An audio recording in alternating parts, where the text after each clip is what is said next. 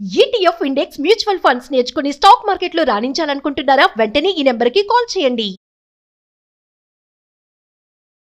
నమస్తే రమగారు. నమస్తే జయ. పెళ్ళిళ్ళు జరగకపోవటం, పెళ్ళిళ్ళు వద్దు అనుకోవటం రోజు రోజుకి చాలా ఎక్కువ చూస్తున్నామండి. ఎన్ని సంబంధాలు చూసినా సెట్ కాకపోవటం ఇది కూడా చూస్తూ ఉన్నాం. అసలు ఆడపిల్లలు దొరకట్లేదు, మగపిల్లలు దొరకట్లేదు రమ్మగారు, అన్ని కమ్యూనిటీస్లోనూ. ఇక్కడ అక్కడ అని లేదు. మరి పిల్లలంతా ఏమైపోతున్నారు? యువతే ఉందని మనమేమో చాలా గొప్పగా చెప్పుకుంటా ఉన్నాము.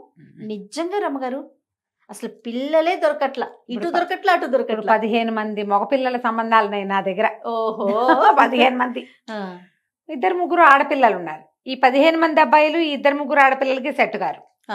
ఈ 15 మందికి అమ్మాయిలు దొరకరు. ఎవరితో మాట్లాడినా ఏదో చెప్తారు. ఏవో వాళ్ళవేవో రిక్వైర్మెంట్లు, వీళ్ళవి మీట్ అవ్వరు, వీళ్ళకున్నవేవి వాళ్ళకి నచ్చవు, వీళ్ళు ఒప్పుకున్నవేవి వాళ్ళకి జాలవు. అది ఎవరి రిక్వైర్మెంట్ ఎక్కడ సెట్ అవుతుందో మనకు తెలియదు. అవుతూనే ఉన్నాయి పెళ్ళిళ్ళు అవ్వకుండా ఏం లేవు, పెళ్లి అయిపోతూ ఉంటాయి. ఈ మధ్యలో ఏంటంటే ఈ బ్యాడ్ ఎగ్జాంపుల్స్ జరుగుతూ ఉంటాయి. కొన్ని కొట్లాటలు, రచ్చకెక్కిపోవటాలు, వీధులకు ఎక్కటాలు, పోలీస్ స్టేషన్లకు ఎక్కిపోవటాలు, ఫేస్బుక్లకి ఎక్కిపోవటము, తర్వాత డివోర్స్లు, ఫ్రెండ్స్లో ఎప్పుడు దిక్కుమాల పెళ్ళి అనవసరంగా చేసుకున్నానన్న ప్రచారాలు. దీంతో ఈ బ్యాచులర్ పిల్లలకి ఎందుకు వచ్చిన పెళ్ళిరా దేవుడా అన్న భయం. అవును, ఇలాంటి ప్రాబ్లమ్స్. ఫారిన్ కంట్రీస్లో ఉన్న పిల్లలకేమో ఇండియా నుంచి తెచ్చిన పిల్లలతో ఉండే అవస్థలు అక్కడున్న ఫ్రెండ్స్ చెప్తారు. అందుకని ఇండియా నుంచి పిల్లలొద్దు, నాకు అక్కడే ఉన్న పిల్ల కావాలి.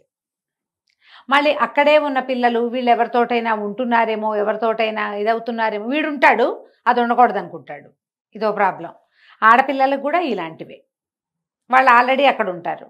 ఇక్కడున్న మగపిల్లల్ని మోసుకెళ్తే వీళ్ళకి ఇన్ఫీరియారిటీ కాంప్లెక్స్, వాళ్ళకి సుపీరియారిటీ కాంప్లెక్స్, ఈ రెండు కలిసి అదేదో తృతీయ కాంప్లెక్స్ అవుతుంది. అందుకని అక్కడే ఉన్న అబ్బాయిలు కావాలి. మళ్ళీ వేరు ప్లేసులు కాకూడదు, ఏజ్లు ఇంత డిఫరెన్స్ ఉండకూడదు, ఓన్లీ 2 ఇయర్సే ఉండాలి, లేదా 3 ఇయర్సే ఉండాలి. 2 ఇయర్స్ అమ్మాయి పెద్దదైనా పర్వాలేదు కానీ అబ్బాయి మాత్రం పెద్దవాడు కాకూడదు. జనరేషన్ గ్యాప్ వస్తుంది, ఐడియాలజీ మారిపోతుంది, కంపాటబిలిటీ ఉండదు. ఎన్ని వింటున్నాము. ఇదే కథగా ఉంటుంది. ఈ సందట్లో లవ్ మ్యారేజ్లు అయిపోతుంటాయి, సెకండ్ మ్యారేజ్లు అయిపోతున్నాయి. కానీ పెళ్ళి ఎప్పుడు శేషప్రశ్నగానే ఉంటుంది ఈ రోజుల్లో. అవునండి. ఏదైనా సంబంధం చూస్తే మనం చుట్టాల్లో చూడాలా, ఎక్కడైనా మ్యాట్రిమోనియల్స్లో ఇవ్వాలా. మ్యాట్రిమోనియల్ పెళ్ళిళ్ళు ఫెయిల్ అయినవి కనపడ్డాయి అనుకో, అమ్మో మ్యాట్రిమోని వద్దు చుట్టాల్లో చేయాలనుకుంటారు కొంతమంది. ఈ చుట్టాల్లోనే చూస్తుంటే చుట్టాల్లో క్లోజ్ రిలేషన్స్ పెళ్ళిళ్ళు అడ్డంగా ఫెయిల్ అయిపోయినవి చూసి అమ్మో క్లోజ్ రిలేషన్లో చేసుకోకూడదు, బయట వాళ్ళే నయం అనిపిస్తుంది. ఇంకోసారి మన అనుభవం దృష్ట్యా మనం ఏం చేస్తాం, మనకు వచ్చిన ఐడియాలజీని స్ప్రెడ్ చేస్తాం. ఈ స్ప్రెడ్ ఎంతవరకు వెళ్తుంది? ఇప్పుడు మీ ఇంట్లో మా పిల్లలు ఉన్నారనుకో పెళ్ళికి, మా ఇంట్లో ఏదో పెళ్లి ఫెయిల్ అయిందనుకో, అమ్మలక్కలు ఇద్దరు మాట్లాడినేటప్పుడు అయ్యి బాబాయ్ ఈ పెళ్ళిళ్ళు ఏమిటోనమ్మా, వాళ్ళు చెప్పారని చేసుకున్నాం, మ్యాట్రిమోనియల్స్ వాళ్ళు ఇచ్చారు, ఏదో కనుక్కున్నాం, తీరదస్తే అలా అయింది ఇలా ఏదో, అమ్మో అది పనికిరాదు. మేము క్లోజ్ రిలేషన్స్లో చేసుకున్నామండి, మాది అడ్డంగా ఫెయిల్ అయిపోయింది, మొహాలు చూసుకోలేకుండా అయ్యాం, ఇప్పుడు చుట్టాలు పక్కలు విడిపోవాల్సి వచ్చింది అని వాళ్ళు చెప్తారు. ఇప్పుడు ఎక్కడ చేయాలి? ఇవి ఇలా నడుస్తూనే ఉంటాయి కదా. అవునండి. అవునా? పెళ్ళిళ్ళు స్వర్గంలో జరుగుతాయిట కదా. ఈ మేడ్ ఫర్ ఈచ్ అదర్ జంటలు ఈ కాలంలో లేవు, ఉండవు. ఎందుకంటే మనము సెల్ఫ్కి పీట వేసే కాలం ఇది.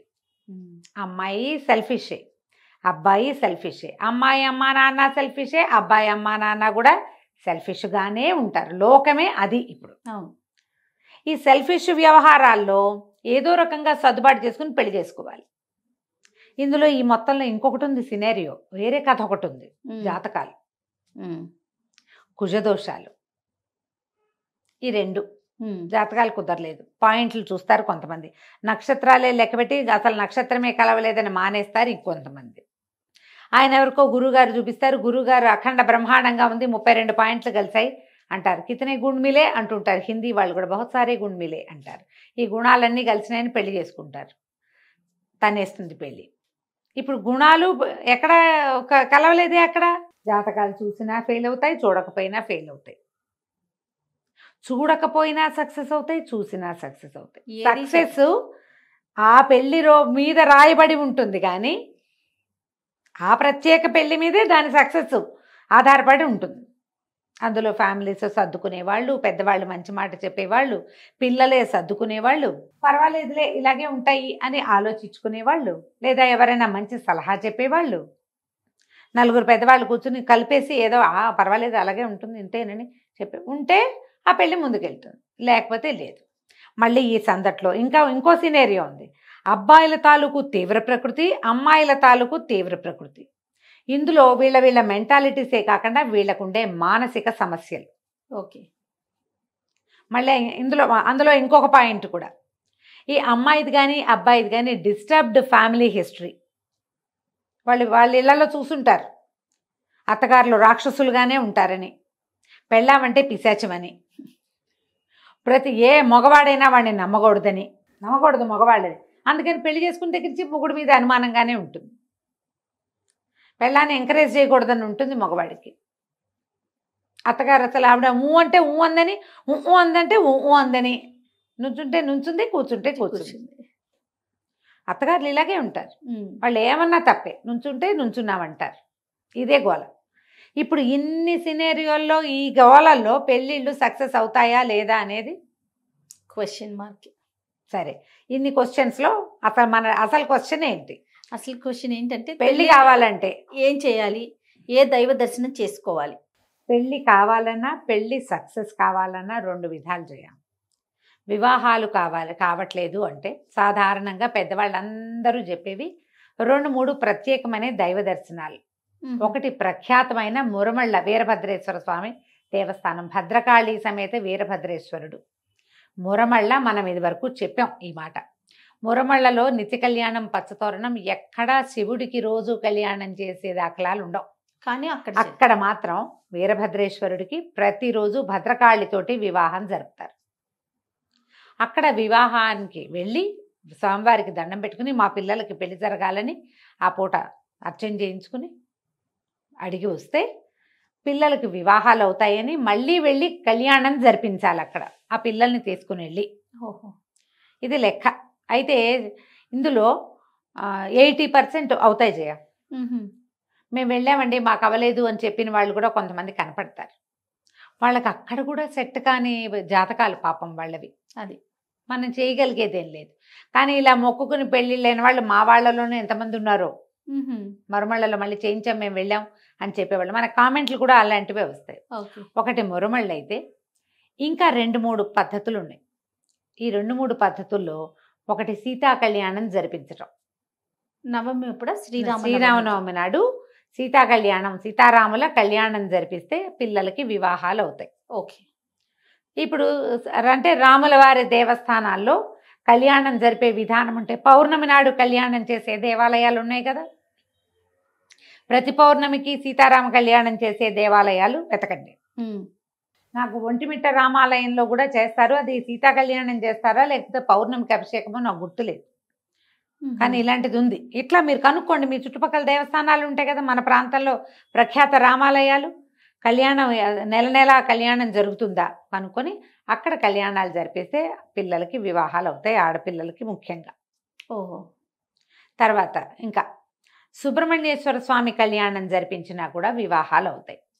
ఈ సుబ్రహ్మణ్య కళ్యాణం అనగానే సుబ్రహ్మణ్య దేవస్థానాలు మన తెలుగు రాష్ట్రాల్లో తక్కువ ఉన్నాయి. అవునండి కదా. మనం ప్రఖ్యాతంగా చెప్పుకోగలిగేది కృష్ణా జిల్లా మోపిదేవి. అక్కడ కళ్యాణము జరుగుతుంది, రోజు కళ్యాణం చేస్తారు. అక్కడ కూడా జరుగుతుంది. ఎవ్రీడే డబ్బులు కట్టి కళ్యాణం చేసుకోవచ్చు, మనం వెళ్ళి కూర్చుని చేయించుకోవచ్చు. మోపిదేవిలో సుబ్రహ్మణ్యేశ్వర కళ్యాణం జరిపించినా కూడా వివాహాలు అవుతాయి. ఆడపిల్లలకైనా మగపిల్లలకైనా మీరు మొక్కుకోవచ్చు. సీతా కళ్యాణాన్ని ప్రత్యేకంగా ఆడపిల్లల తల్లిదండ్రులకే చెప్తారు. కన్యధార పోసి అమ్మవారిని మనం అయ్యవారికి అప్పచెప్తే కనుక మన పిల్లలకి కూడా కన్యధార పోసే అవకాశం మనకు లభిస్తుందని దాని పద్ధతి. సుబ్రహ్మణ్య కళ్యాణం ఆడపిల్లలు మగపిల్లలు ఎవరి పేరెంట్స్ అయినా మొక్కుకోవచ్చు. మోపిదేవిలో ప్రఖ్యాతమైంది ఏంటంటే సంతానానికి పెట్టింది పేరు సుబ్రహ్మణ్యుడు. అక్కడ చాలా విశేషంగా అవుతుంది. ఏముంది, ఇప్పుడు బస్ ఎక్కితే బందర్ వెళ్ళిపోతాం హైదరాబాద్ నుంచి. ఏ ఊరు వాళ్ళైనా చాలా సులువుగా మచిలీపట్నం చేరుకోవచ్చు. బందర్ నుంచి చాలా దగ్గర. ఇంకేంది, బంటుమిల్లి, చల్లపల్లి అలాంటి ఏ ఊరు వెళ్ళినా, బెజవాడ వెళ్ళినా మోపిదేవి వెళ్ళిపోవచ్చు. ఈజీ, ఏం పెద్ద కష్టమే ఉండదు. మీరు 1 డే ట్రిప్లోనే ఇది ఫినిష్ చేసుకోవచ్చు. మోపిదేవి దేవస్థానం కోసం చూసుకుంటే ఇంటర్నెట్లో చక్కగా దొరుకుతుంది. కళ్యాణం బుక్ చేసుకోవచ్చు, వెళ్ళి చేసి అక్కడ పెద్ద పొట్టు ఉంది, పాలు పోసి రావచ్చు. స్వామివారికి మనం ఇప్పుడు సంతానం కలిగితే కూడా మనం అక్కడ మొక్కుకుని సంతానం కలగచ్చు. మా 2 పిల్లలకి తలనీలాలు మేము అక్కడే ఇచ్చాం. మా వాళ్ళు సుబ్రహ్మణ్యం మొక్కు వాళ్ళే. అదే మనకి పద్ధతులు ఉంటాయి కదా ఇళ్లలో, వాటిని పాటించుకుంటే సరిపోతుంది. ఇవి కాకుండా మనకి తమిళనాడులో ఆరుపడే వీడు అంటారు, షణ్ముఖ క్షేత్రాలు 6 ఉంటాయి. ఒకవేళ కుదిరితే కనుక పళని, తిరుచెందూరు, తిరుత్తణి, తిరుపరకుండ్రం ఇవి ఉన్నాయి కదా స్వామి మల. తర్వాత ఏమో ఇవే 6. ఈ 6 మీకు ఏది కుదిరితే అది చూడండి. 6 కుదిరినాయా సంతోషం. సుబ్రహ్మణ్య దర్శనం వల్ల కూడా వివాహాలు అవుతాయి. ఇంకొకటి తెలుగునాట ప్రఖ్యాతమైన ఇంకొక పాయింట్ ఏంటంటే రుక్మిణీ కళ్యాణ పఠనం. వివాహాలు అవ్వట్లేదు, వివాహాల అసలు సంబంధాలు రావట్లేదు, లేకపోతే మనకు అనురూపమైన వాళ్ళు దొరకట్లేదా, ఫలానా లాగానే కావాలంటే మన ప్లాన్ ప్రకారం అవ్వట్లేదు, అలాంటప్పుడు పిల్లలు లేదా మాట వింటలేదు, పిల్లలు పెళ్లి చేసుకోమంటారు, వాళ్ళు కూడా రుక్మిణీ కళ్యాణాన్ని ఇంట్లో పారాయణ చేసుకున్నా చేయించినా పిల్లలే చదువుకున్నా రోజువారీ ఆ ఇంట్లో రుక్మిణీ కళ్యాణ ఘట్టపారాయణం జరుగుతూ ఉంటే మెల్లిగా పిల్లలకి వివాహాలు అవుతాయి. వీటిలలో ఏదైనా చేయొచ్చు. మళ్ళీ ఇందులో మన పెళ్ళి అయిపోయాక పెళ్ళి సక్సెస్ అవటానికి కూడా ఈ దైవాలే పనిచేస్తారు. వివాహం సక్సెస్ అవ్వాలంటే రాముల వారే. ఒకవేళ పెళ్లిలో ఏదైనా ఇష్యూస్ ఉన్నాయి, ప్రాబ్లమ్స్ ఉన్నాయి, రాముల వారి దర్శనం చాలా పనిచేస్తుంది. సీతారామ దర్శనం చేస్తే పెళ్ళిళ్ళు ఫెయిల్ అవుతున్న పెళ్ళిళ్ళు సక్సెస్ అవుతాయి. ఏదో ప్రాబ్లమ్స్ ఉన్నాయి మాట్లాడుకోవడం వల్ల మనం ఒకసారి వెళ్ళి గుడిలోకి వెళ్ళి మాట్లాడుకోండి. ఆ దేవాలయ దర్శనం వల్ల పెళ్ళిళ్ళు సక్సెస్ అవుతాయి. మనకేంటంటే ఇప్పుడు ప్రపంచం చాలా అన్ని పక్కలకి పరిగెత్తడమే కదా చేయాలి. అవునండి. ఈ పరిగెత్తటాల్లో ఏంటంటే మనకి ఎంతసేపు ఏదో ఒక పెద్ద విషయం మనకి గోల్గా ఉంటుంది. అన్ని విషయాల్లోనూ మనకి పెద్దవే ఉంటాయి. మనం పరిగెత్తగలమా, పట్టుకోగలమా లేదా అనేది మన మీద డిపెండ్ అయ్యి ఉంటుంది కదా. ఇప్పుడు ఈ పెళ్లిళ్లలో నాకు ఫలానాదే కావాలంటే ఎట్లా కుదురుతుంది? ఏదో మనకి కాంప్రమైజ్ కావాలి కదా. 2 రకాల వేరు క్లాతులు, దీని మీద ఆ సీక్వెన్స్ కావాలి, దాని మీద ఈ చుక్క ఉండాలి, ఈ చుక్క మధ్యలో ఈ రాయి అతికించి ఉండాలి అని మనం డ్రెస్సులు డిజైన్ చేసుకున్నట్టుగా పెళ్లిళ్ళు డిజైన్ చేసుకోగలమా? చేసుకోలేకపోతే. బట్టలకి కుదురుతాయి ఆ డిజైన్లు. ఇంట్లో వుడ్ వర్క్ చేయిస్తాం, నాకు ఇక్కడ అది ఉండాలి ఇది ఉండాలి, నువ్వు ఏది అడిగితే అది వస్తుంది. నువ్వు అవన్నీ మెషిన్ మేడ్ టైలర్ మేడ్గా వస్తువులు చేయించి అలాగే పెళ్ళిని కూడా కావాలంటాం, కుదురుతుందమ్మా? అది సాధ్యపడదు కదా. ఇది మనుషులతో వ్యవహారం కదా. నీకు నచ్చినట్టే అవతల వాళ్ళు ఉండాలంటే అవతల వాళ్ళకి నచ్చినట్టుగా నువ్వు ఉండాలి.